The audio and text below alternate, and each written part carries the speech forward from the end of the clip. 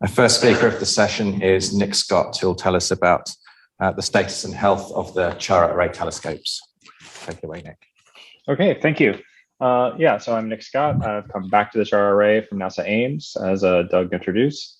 I just want to give a kind of brief update of what's going on the hardware side of the array. So most recently, the S's have been recoded. S1 is currently in the last stage of alignment. If we could get the weather and the seeing to cooperate, then it just needs some focus and a little tweaking of M2. Get some equipment that we've been discussing getting, and the telescope drive upgrade project has been the major push. And I've also done some work on the telescope mobile enclosure, and there's a few other plans I want to kind of introduce here. So the drive upgrade project, this was part of the MSIP that Doug talked about. And the idea is to replace our current drives and the motors that go with them. There's 12 total, 6 telescopes, 2 drives each. The main issue is that the drives are aging, like us all, 25 years old, and they're discontinued, and there's not an equivalent product available. And the hope out of this is also that technology has improved a good bit on these, that they'll have less vibration, and the tuning process will be a lot smoother. If you've used the array, you may have experienced, especially when the weather changes, that there's a good deal of tuning that has to go into the drives. This process has now been automated in the newer drives, and it has a lot of very intelligent firmware that should make that go much smoother. The drives we're talking about, here's the image, the elevation and the azimuth drive for each telescope. They're in this whole sort of this white part, this assembly. And in order to get new drives in there, it'll take some modification of this existing part. So we wanted to try and reuse as much of the original equipment as possible to keep costs down and kind of keep it simple. So there's a bronze drive wheel. The black thing here is the Dogen, which is a gear reducer. And the other circular part is we'll call the drive assembly that houses the motor itself. And all this goes on this pivot arm. So the original motor is the smaller one here. We've got some of the stats about it in this chart. The new ones we're looking at, we have to go with ones that are much larger in diameter, but thankfully not much deeper. So we didn't have any, we'd have to do a complete rebuild of the pivot arm for that. The new motor is going to have much more torque. Operationally, from the observer standpoint, hopefully this will be completely transparent. You'll not have known anything changed, other than the telescopes will maybe be a little bit better pointing and more accurate, and not have to go through the tuning process. The newer drives have a higher resolution encoders. That should help. Our current telescopes system has gets about 10 arc seconds, less than 10 arc seconds on the repeatability of the pointing. And with these new motors, the accuracy just at the motor is plus or minus 30 arc seconds, and that's before the gear reduction. So it should be, assuming no other losses, which there will be, we should be able to get arc second pointing. So this is a cutaway and the kind of exploded view of how the current setup is with the Dogen. The drive fits inside this pocket and has an end cap that holds it. And then all of this is on a pivot arm that presses it against the bronze drive wheel. For the new setup, because the motor is so much larger, this will basically require remaking 2 of these parts and adding in a third adapter plate to mount it to the Dogen to match the bolt pattern, and significant modification of the pivot arm. So what's going to have to happen is, for each one of these removals, the entire pivot arm will have to be taken out, disassembled, and sent for modification.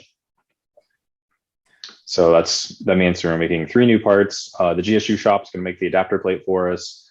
We're currently seeking bids and trying to find sources to fabricate this. This is another part that's been drastically impacted by the pandemic. Many shops no longer exist, and the ones that do remain are incredibly overworked and very picky about what work they'll take. And one-off projects for a telescope is not high on their priorities. But I've narrowed down. We've got a couple sites that are very interested. and hope to move along with this. I've got a site visit from one of the bidders in the next couple of weeks. So the idea will be to remove one of the drives. The first idea will be for them to fabricate all of the parts on the screen here from scratch, and then we'll take that, swap it for one of the existing drive heads, take the existing drive head while the new one is being tested for a period of a couple months to make sure everything runs smoothly and it works well. This will, as usual, be S2, being that the experimental telescope. The removed drive will be sent to the fabricator. They're going to have to open up the hole on the pivot arm. So they'll put that on a large enough lathe, which there are a few places that can do something that big easily, and fabricate new parts. So the goal of that is that to minimize our downtime. We'll have one swap. We've already tested taking the elevation drive out of S2. It can be done in a matter of a few hours to remove it and return it. So the idea is that this shouldn't impact observations. One of the challenges is the inertia ratio that our existing drives compared to the new ones. But Parker has done double checked that despite the inertia ratio being much greater than we would like, it should still work. Mainly because we're not stopping and turning the telescopes at high accelerations constantly. We want the opposite. We want very smooth, slow movements. So these motors have been checked out. We just want to test them on Sky. So the drives and motors have been a new drive and motor. One set has been purchased for testing. That was done end of last year. The design's done. We're in the final bidding process and picking what vendor we'll go with. That should be done hopefully by the end of next month. We'll build the one assembly. We'll test it on S2 later in the summer. And then once that's done, the goal will be, because the lead time on these is several weeks, is that basically every couple of months, a drive will be replaced during the daytime, and then it will be maybe a little bit of on-sky testing and try and minimize any impacts on the observations. So that's the mobile the drive project. The next other thing we've been working on is the mobile telescope transport.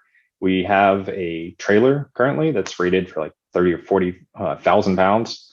Far more than we need for our telescope.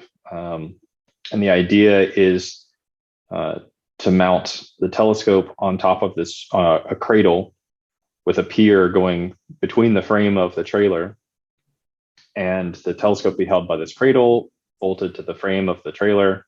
The trailer can be transported and moved around with a telehandler, so we get a little more agile steering than using a truck or something like that, because one of the challenges is the site of getting down through some of the windy roads. If you visited CHARA, there's quite a lot of trees and windy roads and very narrow passages in certain areas. So keeping this to about width of about 10 feet. The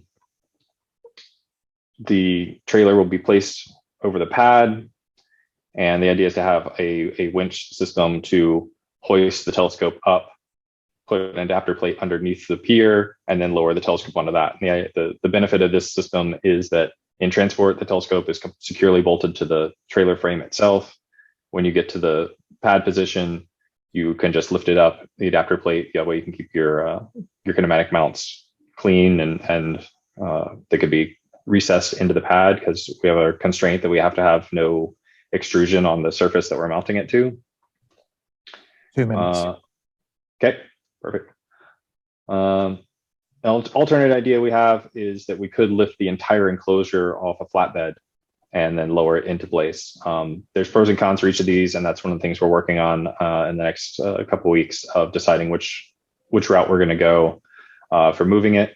Taking a lot of cues from the work Gerard's done with his telehandler and his plane wave telescope.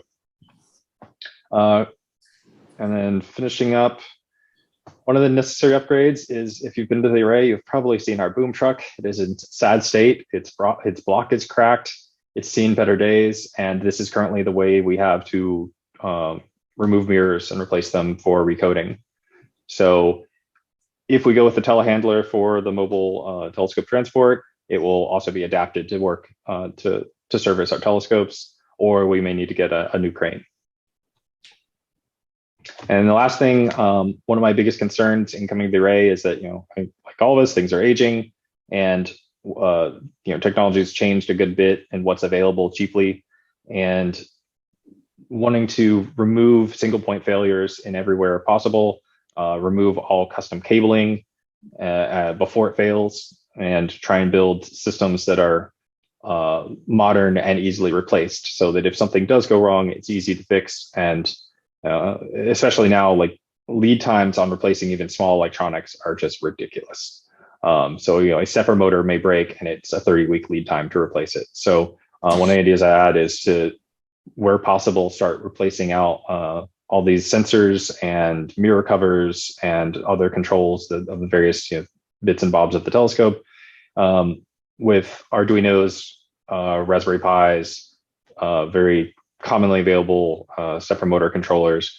And the idea is make everything as modular and common as possible, so that the only difference is really in the software that controls them, so that we get a large supply of these very common things.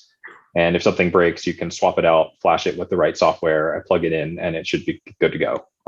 Again, just because of the demand of the array and moving toward open community access, want to really focus on keeping everything operating at night as much as possible. And that's it. Any questions? Do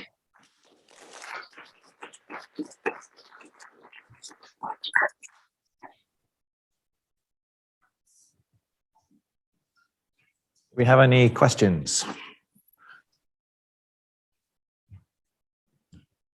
I don't think there's any questions online.